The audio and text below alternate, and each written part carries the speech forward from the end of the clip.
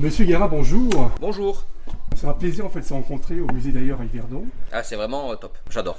Toi, tu es un des plus connus en fait dans le milieu de la bande dessinée, dans ton découpage. On peut dire comme ça, c'est-à-dire que tu as fait des couvertures pour Marvel.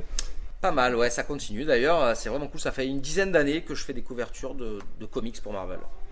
C'est la fiction qui a dépassé la réalité, parce que tu étais un passionné de bande dessinée, tu as commencé à faire du découpage, on peut dire ça comme ça. Donc en fait, moi, à la base, c'est comme je le disais tout à l'heure, donc moi, là, j'ai appris à lire en lisant Spider-Man, Iron Man, Daredevil et les X-Men.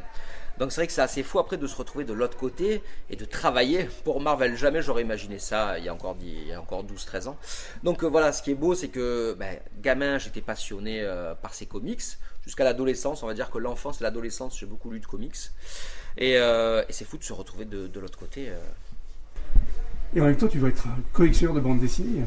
Pas tant que ça, du coup je me suis même des fois retrouvé à avoir besoin de matières premières, être dans la nuit comme ça et des fois de prendre des BD de ma collection. Alors je dirais que je suis plus collectionneur, je suis un gros collectionneur de jeux vidéo, je suis un gros collectionneur de films, Blu-ray, DVD et un gros collectionneur de jouets, de vieux jouets, de figurines. D'ailleurs on en voit là par exemple, il y a une expo des Maîtres de l'Univers parallèle à l'expo Transformation. Donc on va dire que ma plus grosse collection c'est ça, jeux vidéo, films et jouets. Et j'ai quand même pas mal de BD, mais c'est pas le principal. Voilà, moi, en fait, en gros, c'est vrai que la plupart des BD que j'achète, voilà, je les découpe. Excusez-moi.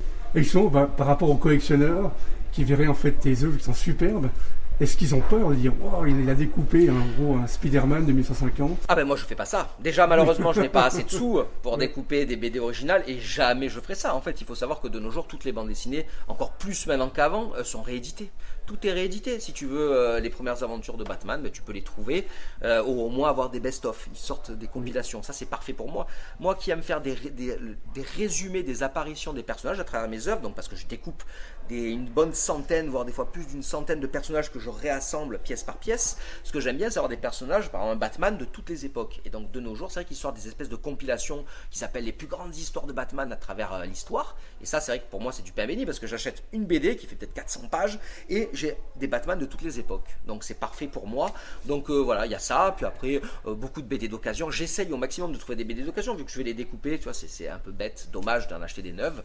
Mais de toute façon, je l'achète régulièrement des neuves. Mais donc voilà, ce sont des bandes dessinées rééditées que j'achète. Voilà, pas de drame en vue.